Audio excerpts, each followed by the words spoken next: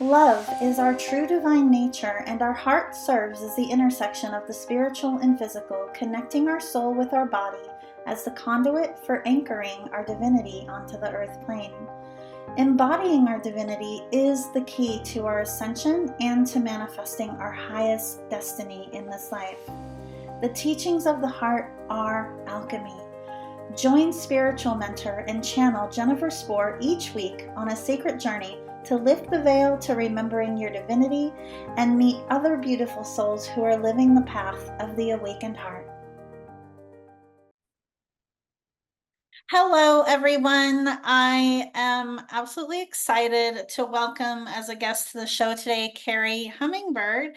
She is a medicine woman, mother, and mentor. She is the founder of Inner Medicine Training, a mystery school that shares potent ancient traditions from the Andes and Himalayas for owning your wisdom and living your purpose.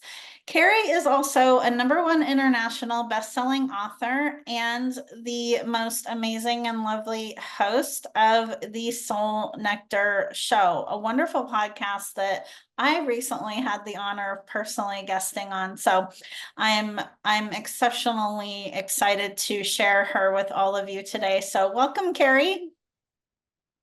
Thanks for having me on. I'm excited to be here. I know, I'm so excited to have you too. We had a great conversation, and what a treat that we get to connect today. And Kerri, your work is so powerful and unique. I'd love for you to share with us just more about your work and what actually led you to that path. Yeah. So, inner medicine is really about recognition of our own experiential life wisdom that we gain, as we live our lives, as we make choices, as we move through our process here in our incarnation, as we grapple and tangle with our soul's curriculum, and as we dive into those lessons, right? So inner medicine is what we gain by living our lives powerfully and consciously and intentionally. Yeah. Yeah. And even when we're not intentional, we're still gaining inner medicine. It's just we don't see it that way. We think life is happening to us and we're being punished. And, so I got into this because I really felt strongly that the word medicine needed to be redefined for our Western culture. Because right now, medicine is kind of equated with people with degrees and coats that consult a little computer and then give you a pill. And they go to amazing training, and I don't want to discount that, but that's just one way of looking at medicine. And I think we could broaden the way we look at medicine to be food, to be nature herself, to be mountains have medicine, spiders have medicine, jaguars have medicine, the ocean, the water has medicine, the fire has medicine, we have medicine, experiences we go through have medicine for us. So the word medicine is could be really greatly broadened to be anything that gives us healing, that brings us to a space of knowing ourselves in truth. That's medicine. And so how I came to that was just experiencing psychology industry as a client for 20 years and feeling like I kind of outsourced my own inner medicine. I went to other people and I said, you must know how to live life better than me because you have this degree and there's letters after your name. So let me come ask you what I'm doing wrong. I don't know what I'm doing, obviously, because it's causing all these problems. And people are telling me I'm a problem. So I guess I have to go solve myself. And so I was, and I was feeling discouraged by life and overwhelmed and as a young person. So I was in therapy.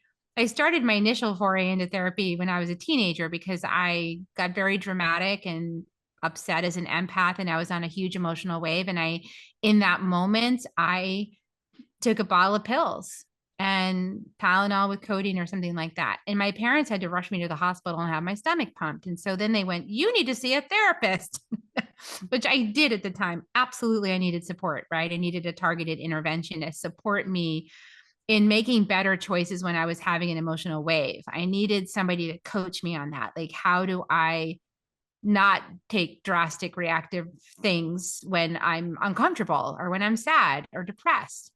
But it turned into like this 20 years of being on the couch, thinking somebody else had my answers, thinking that somebody else knew better than me how to live. And it turned into pharmaceuticals as a solution. So I wouldn't have to feel the pain and I wouldn't have to have those big highs and big lows. I could just flatline it with this pill, this not feeling pill. And I found out that that also doesn't work. So for me, so at the end of that 20 years, I went into a huge depression and I was suicidal. I didn't want to be here anymore.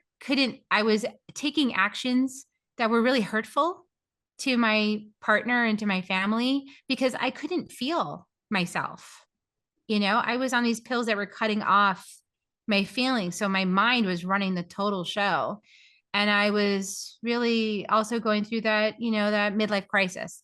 So I went through this really dark night of the soul, my really deep one. I went through several in my life, including when I first had my first baby. But so this was another really powerful one.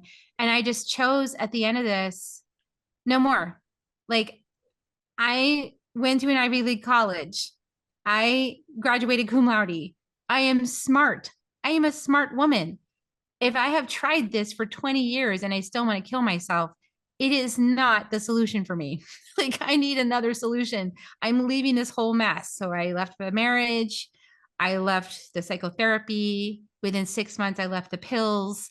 And I had found this other pathway of spirituality that was supporting me in understanding myself in a larger context than I, at the time, was supported to understand myself through talk therapy.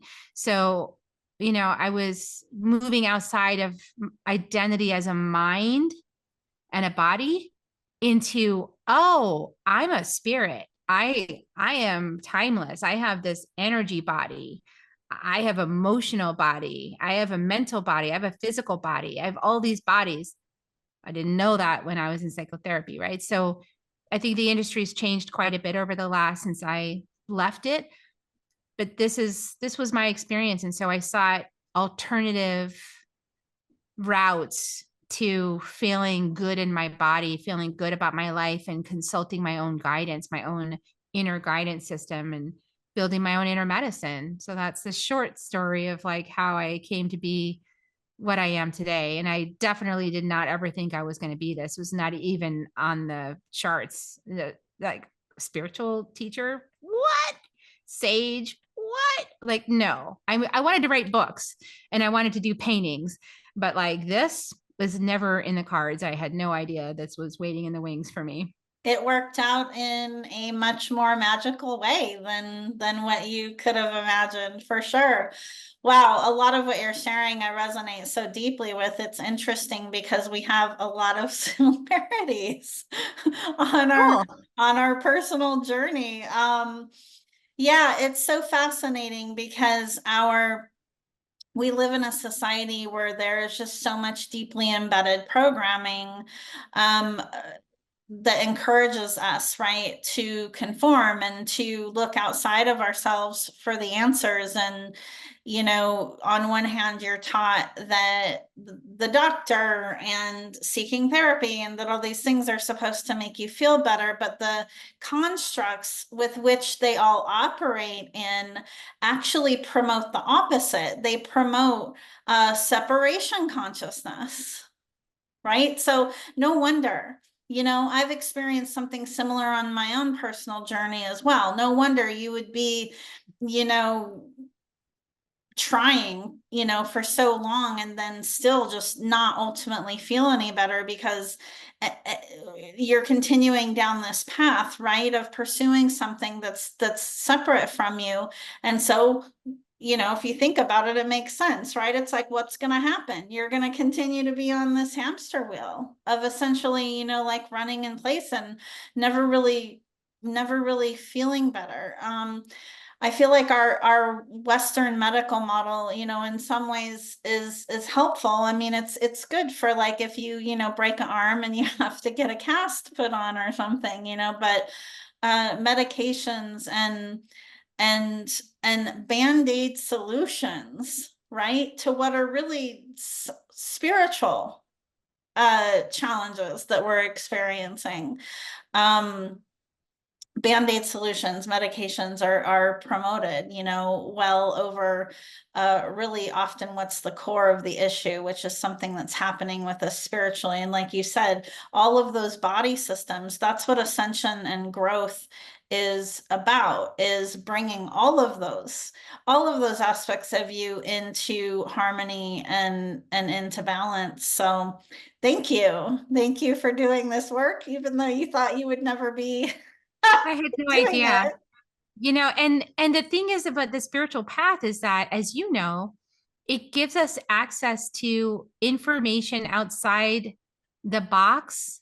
It gives us a bigger context, right? So like sometimes if we're just in this context, what we're experiencing doesn't make sense because we're like in a two inch by 2 inch box, and that called this life, and we don't understand the bigger context, right? That's causing us to feel the way we're feeling. And the bigger context might be 5 generations ago, an ancestor kicked off a pattern that's showing up in your life now, all of a sudden at the same age that it happened in their life. But you never had any preview of this, right? Like that, just all of a sudden you're 40 and bam, there's that pattern. I didn't even see that coming. Or it could be like a past life, in my case, it was a past life where I had tremendous grief at the end of the life, but there wasn't a chance to process it in the body. So it was just massive grief that was stuck and it had nowhere to go. So I was able to finally, on the spiritual path, tap into that and heal it. So I was able to get closure on that lifetime, closure on the pain that I felt and the responsibility I felt at the end of that lifetime, which was on the trail of tears, as you can imagine. So, like, that is massive Yeah. grief. Yes. The ending of an entire way of life that I loved from my very core of my being, and the destruction, the decimation of that way of life, my passion for that way of life, everything ending all at once, and then feeling responsible for the people I served and not being able to help them. That was so filled with grief. And so to be able to, in this life, finally reconnect those dots together through the spiritual path of soul retrieval, and to have that part of the context presenced, like, okay, the reason I've always felt so sad in this life and I don't really want to be here and I don't like the way things are has a lot to do with my love of this other way of living, and the fact that I wasn't able to continue that because of this destruction. So a lot of my like judgments about life as it is today in Western society all stem from that deep place. And to be able to have the greater context, right? And to have that support, like with someone like yourself, to have that support to reveal that gives the context and the information necessary to bring it to closure, bring it to peace, and to understand that these lifetimes are completely interrelated, as well as me with my ancestors. I have ancestors who are Cherokee and I have ancestors who are Celtic. I have ancestors who were part of the deep South when people were being enslaved and killed because of the color of their skin. And I have ancestors who were the people of color, right? The Native Americans who were being, basically betrayed and sent off to die in Oklahoma, so Yeah. there's just like, it's really, when you have the bigger context, you can understand your life so much better by having all those pieces and be able to bring healing to that is really powerful, because our DNA contains all of our ancestors' experiences and we live in this body with it. So it's all right here, as well as our soul's curriculum, our soul past. So true. It so is. There are so many facets of our being, which is a great segue into identity, right? Because before we hit record today, we were talking about what was coming forward to share today.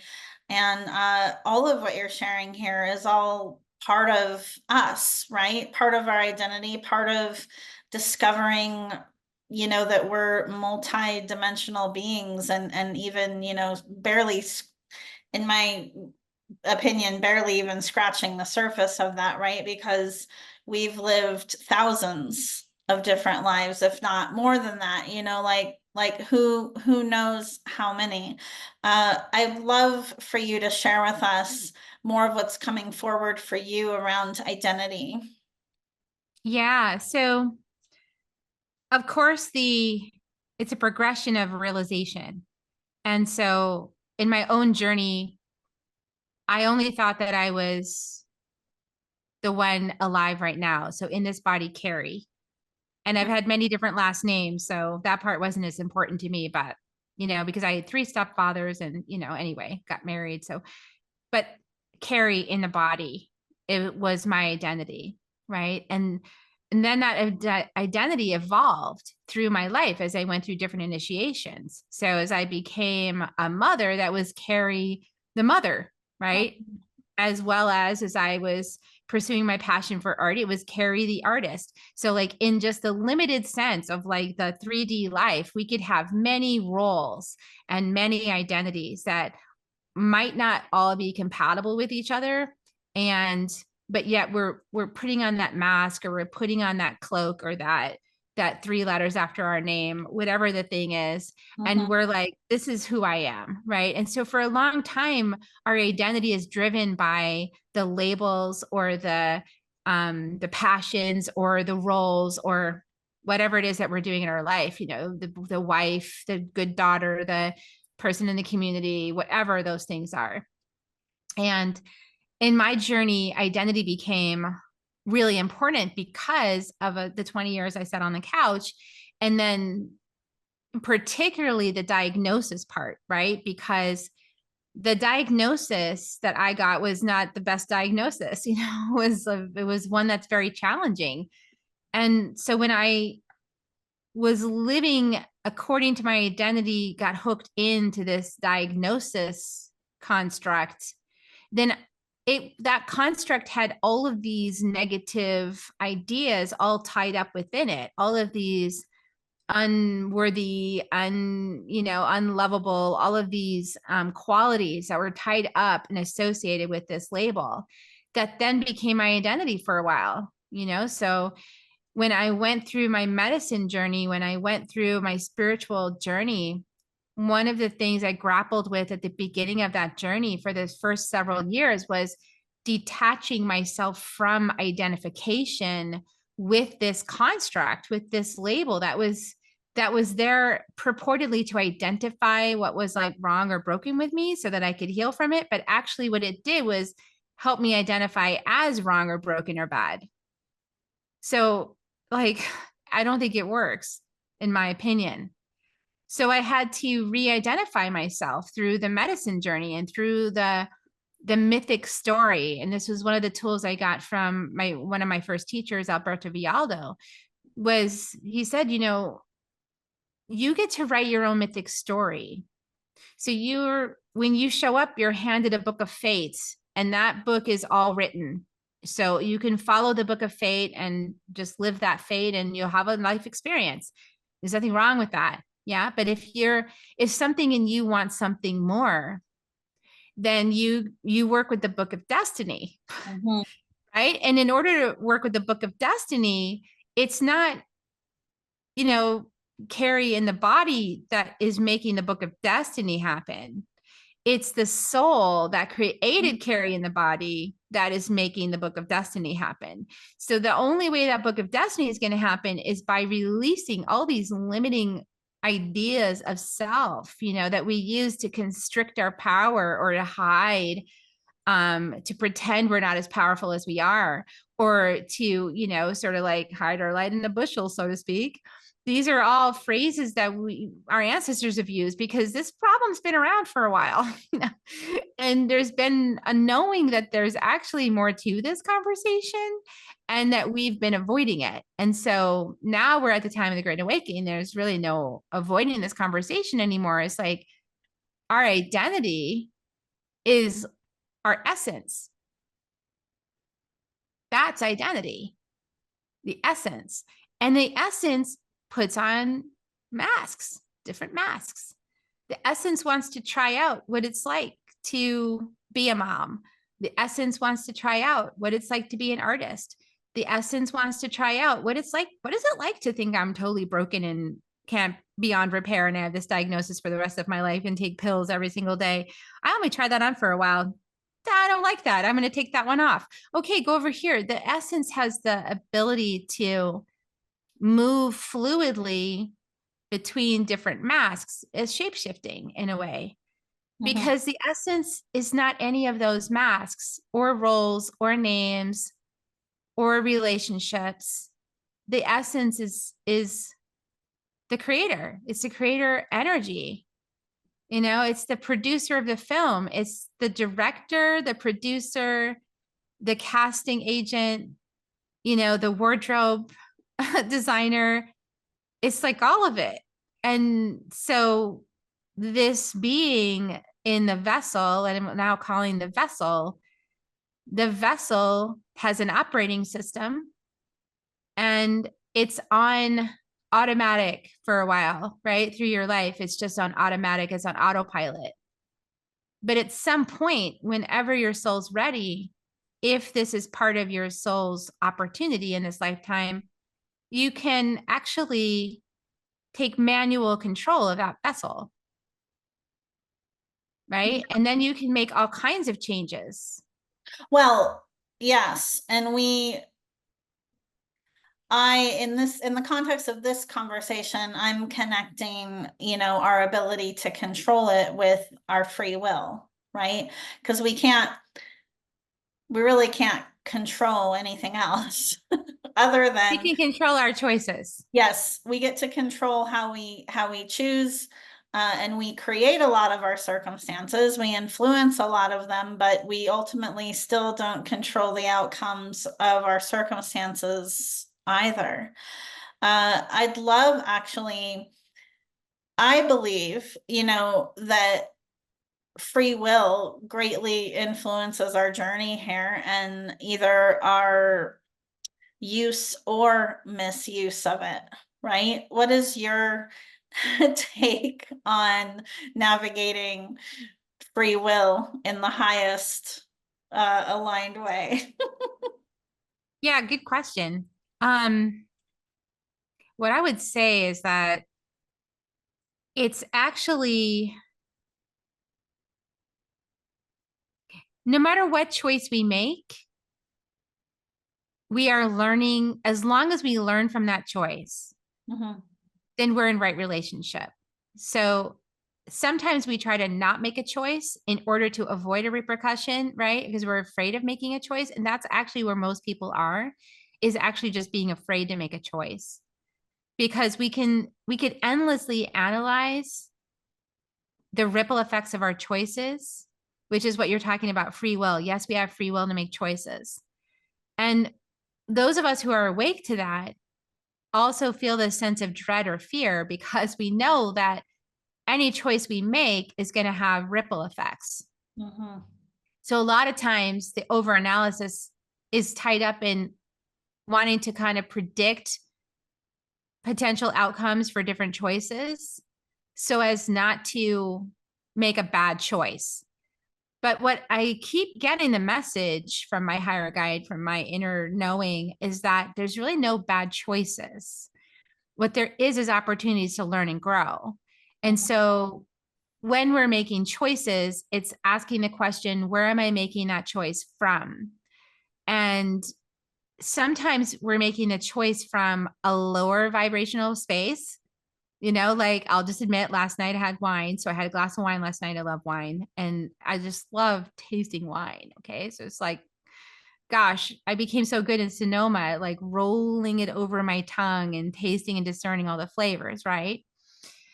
And so when I make the choice to have a glass of wine from a place of being delighted, from a place of intoxication, from a place of I want to feel bliss on my tongue, Mhm. right? And then it's like a different vibration than when I make it from a place of I'm so tired and frustrated, I just want a glass of wine. They're just very, so the wine is not the thing. It's the relationship we have with the choice we're making. It's the intention we have. It's the decision we have that we're making. And so that's why awareness is the most important thing with free will, because we have to be aware of the reason, and like no one's going to come and punish me for having had a glass of wine, half wanting to just have a piece of bliss and half being like, I'm just tired and I just want some comfort. Like no one's going to come and punish me for my choice, right? That's that angry God thing that we've all been conditioned to think like this angry God's out there. And if you screw up, you're really going to pay the price. And there's this thing called karma and it's really awful. And you're going to pay for what you did. And then eye for an eye, tooth for a tooth. It like, maybe it's just, oh, an experiment. Like, wow, if I have a little bit of wine from a place of I'm really blissed out, I want to roll it around my tongue and taste all the flavors and just be so grateful for somebody created this and enjoy it. I get to experience what that's like. And if I have it from a little bit of a space of I'm tired and I'm really frustrated, this week has been hard, then I get to also feel like what's the impact of that choice. So I'm learning about energy. I'm learning about how does my intention flow with my choices to create an energetic outcome. Either way, I'm learning that lesson. Yes. And, right. And so once I've learned that lesson, I can make the choice. Do I want to repeat this lesson or do I only want to have this one? And that's my choice too. Yeah. And yeah, and you can actually control how many repeat lessons, you have by being conscious to Mm-hmm. the true motivation behind your decisions. Bottom line is, if you're making a decision from what is your highest good, right? From your soul level self, from your higher self, then you're going to have less of those repeat lessons. If you make decisions from a space of fear, right? Which fear shows up in a lot of ways, procrastination, jealousy, envy, judgment, and all like lower frequency energies, then those are really what cause those repeat, I even like to call them like repeat performances, that keep coming back around, and we get annoyed with those. But very simply, what it comes down to is it's coming back around because at some point we've been faced with a similar scenario and we've made a fear-based decision. So like what you were saying, right? We get to choose. We're empowered to choose differently. And actually, when we learn to become more conscious to that in our present day-to-day moments, right? That is a game changer. That is when we really embody and experience what it means to be in flow. Yeah, exactly. And it's also an inquiry on like sometimes contrast. We live in duality right now, right? And we're working to bridge some of that duality. We're working to bring wholeness to the whole spectrum of that life experience we get to have here. But like sometimes we learn so much from that contrast. So when when I have that experience on this side and on this side, I get to say, oh, wow, check that out. That's so interesting how this experience of bliss and my reason to do it from a place of gratitude and appreciation. Oh, that's really different than over here. There's the energy is heavier or lighter or whatever. So we could just be thinking of ourselves as running experiments and learning about life, right? And then deciding what outcomes we prefer. So it's not like like this whole notion of kind of flogging ourselves for like making the repeat decision, I think we need to toss that out with the conditioning that it came from, because it came from a very punitive conditioning in the mind. It came from a space of limiting us in being experimenters. It's taking a, if we're afraid of a bad outcome from a choice we make, that we're already limiting ourselves in terms of the experiments we're willing to run. So we're kind of keeping ourselves closed in, not really willing to run experiments because we're afraid of bad outcomes, So, and because we have this model of punishment, as right there all over our lives in our culture, all over the world, we see this In as a way of religion, society, educational institutions. I mean, it's everywhere. everywhere. And it's like and we were just doing it on the way here because we were driving here. I got adjusted, I got a chiropractic, and we were driving back home, and there were two police officers. And I went, oh, I said something like, oh, it must be commission time, because they really step it up when it's time for them to make their, get their tickets so they can ticket people. And my husband said, no, these people need to be reminded to not drive so fast. They need to be punished. And I was like, you're saying this right now? I was like really surprised. But I could see how that mentality, right? Like some people need that sort of, if there's societal agreements about, how to drive, right? And people don't really feel like they were in on that societal agreement, or they didn't have direct say in it. They might not fully buy into that. And they might be like, middle finger to you, dude. I'm not going to follow that rule. I'm just going to drive as fast as I can. And so that's why we have this like reinforcement agent, right? To come in and make everybody do it. But like, you're missing the point. There's no conscious agreement. If there was conscious agreement to a lot of these things we experience in our society, right? You're just born into it. You don't really have a choice. Like wherever you're born into, that's how Well, that society works. yeah, that's part So of the chaos as well, is that even the people who are creating those agreements or in those positions, right, operate from a space of conscious bias themselves. exactly. So there's not like, so what we're missing in essence is conscious agreement, everybody consciously agreeing, right? We're not on the same page, and we're missing the talking stick. Like indigenous people, they had so much wisdom. They and they do still. But that talking stick circle, that's smart. Every single person gets to have their say. And their perspectives might be really different depending on their age, their level of maturity, their level of soul age, how many lifetimes they've had, what they've experienced, and run experiments on, and then chose, oh, this is better than this. Like that varies around the circle. But when you have a space that lets everybody's voice be heard, then you come up with better solutions.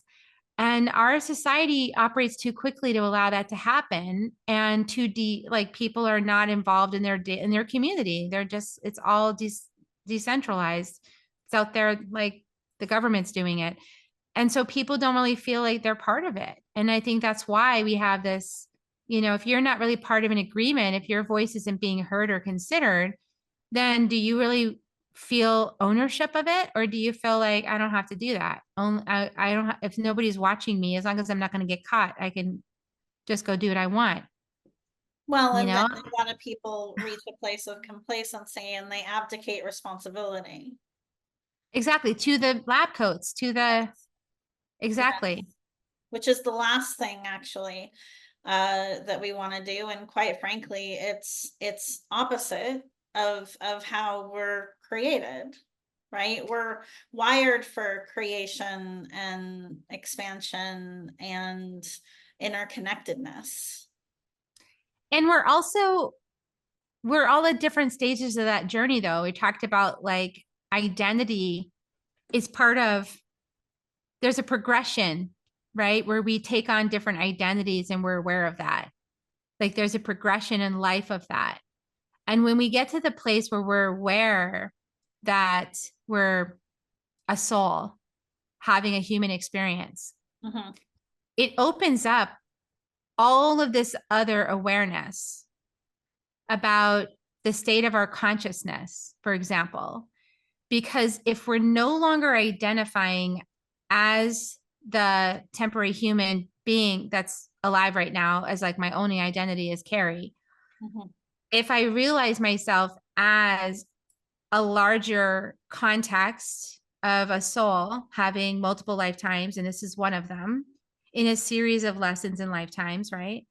That I co-created for myself with others, then I am more easily able to shift aspects of my identity, such as attachments to things being a certain way. I'm more easily able to see my shadows. I'm more easily able to admit things about myself. And I'm more easily able to change Mhm. because I'm not fixed in that identity. And this is why I believe that, you know, this path that we're on right now is necessary for the planet. Obviously, I think most of us know that, you know, we're kind of at the 11th hour here. We need to radically shift how we treat our planet. And in order to get to that, the fastest path is to shift our identity from the limited human, the temporary human that only lives, you know, 6 decades, 7 decades, 8 decades, into this eternal soul that has way more resource and energy at its disposal and is also able to shift the identity of the creation. So when we shift into soul, we're able to change our identity as a human being way more easily. So we don't have to become entrenched in our perspective. We don't have to become entrenched in a certain behavioral pattern or an addiction. We don't have to become entrenched. We can become more fluid in our choices. We can tune into a larger context, and we could even like surrender ourselves, make a sacrifice, for example, for the greater good. Like maybe the sacrifice might be choosing to dedicate a portion of your time and resource to a humanitarian project, you know, or something like that. So we're more able to do that when we're less attached to the identity of the limited self. And that's why I think this is the fastest path for us to be successful on the planet is this one key shift will change like almost everything. What is the one thing that comes forward that someone that would be actionable for someone to become conscious to living from that space of their being? Like there's lots of different things, right? But what's the one thing that would be the most direct path for someone to take to truly live from their essence, from that space? You know, I believe it's setting the intention to live from your essence every single day. Even if you're not quite sure what that is, because there's a lot of, for me on my journey, there was a lot of mental construct around it at first. Like there was just an idea or like some words, like my soul, I wish to live for my soul, or I wish to follow my soul, or, you know, I want to embody my soul. And so for a good part of the time, there was like just this sort of mental construct.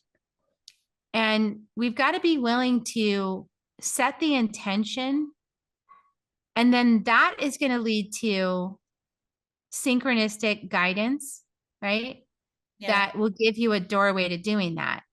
And here's the most important part of this invitation is that no matter how scary it is to follow that guidance in the moment, you've got to do it.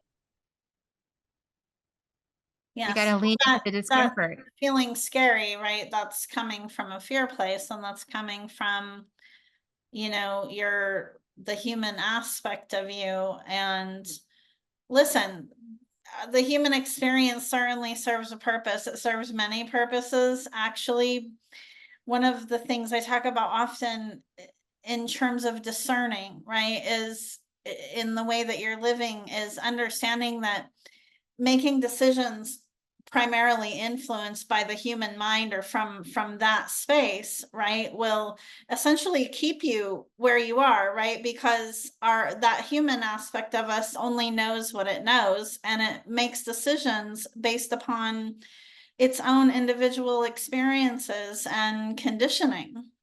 That's why it's so important for us to be tuned into that soul level self, right?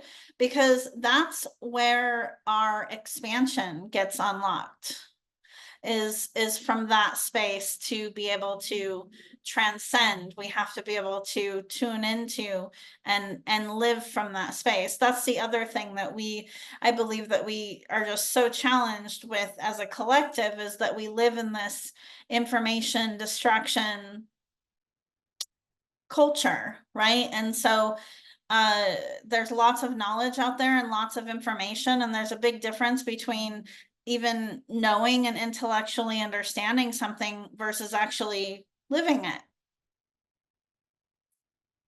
Exactly. And knowing and understanding, but also being. So that's embodiment, right? Like the ultimate expression of your soul is to allow yourself, your soul to embody you fully, Mm-hmm. which means being the hollow bone. Like in the shamanic realms, when we do healings, we talk about being the hollow bone.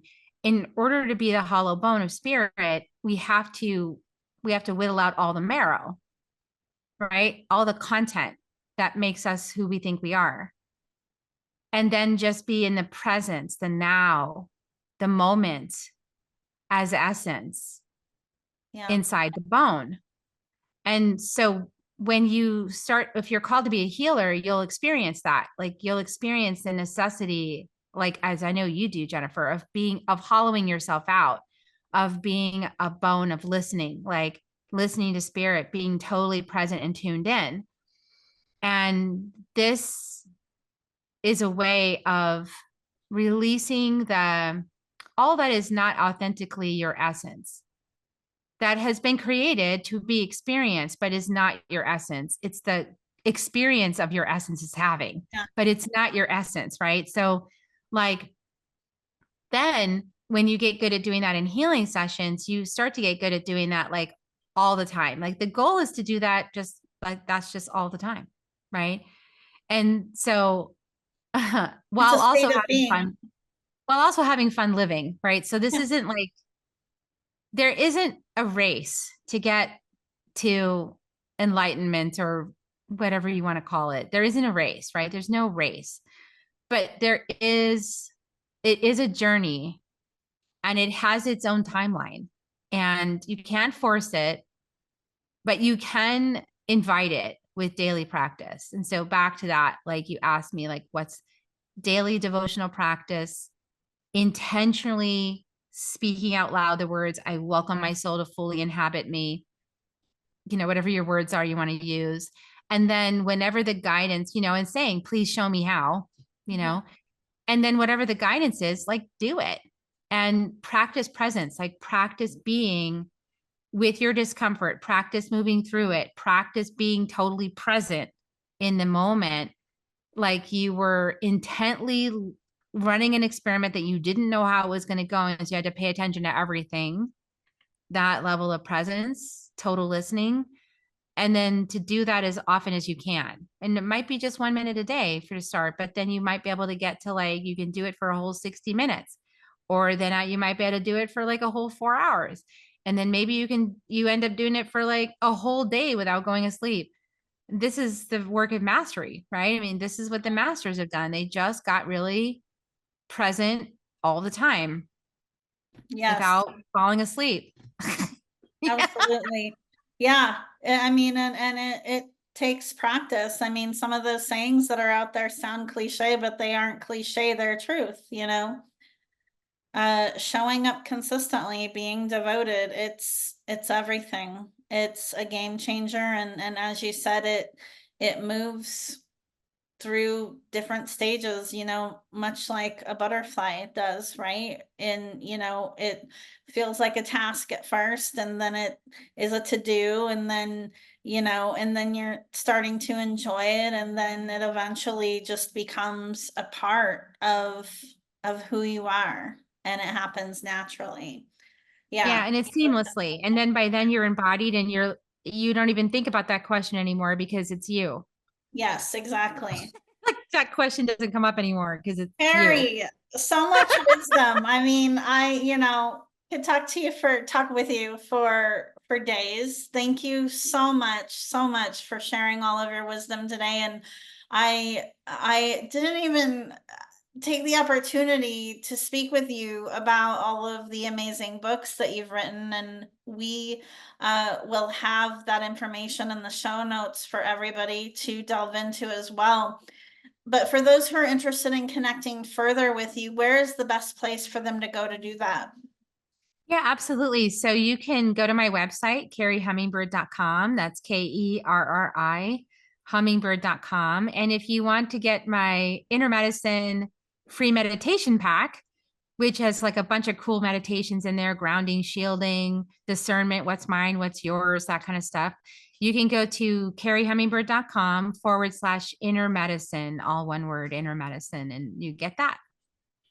So much good stuff. Yes. So we'll have that information for everybody as well. And definitely dig into those goodies. All pillars of what we need to navigate on our journey, for sure. So thank you for sharing that. Thank you for sharing all your wisdom, and thank you for doing what you do, and for your presence here.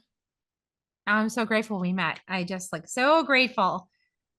Me Absolutely. too. Sending you so much love. Thank you. Thank you for listening to Path of the Awakened Heart. Be sure to subscribe to the podcast on Apple Podcasts or pathoftheawakenedheart.com so you never miss an episode. To learn more about living with an awakened heart and navigating your ascension journey, visit me at jenniferspore.com.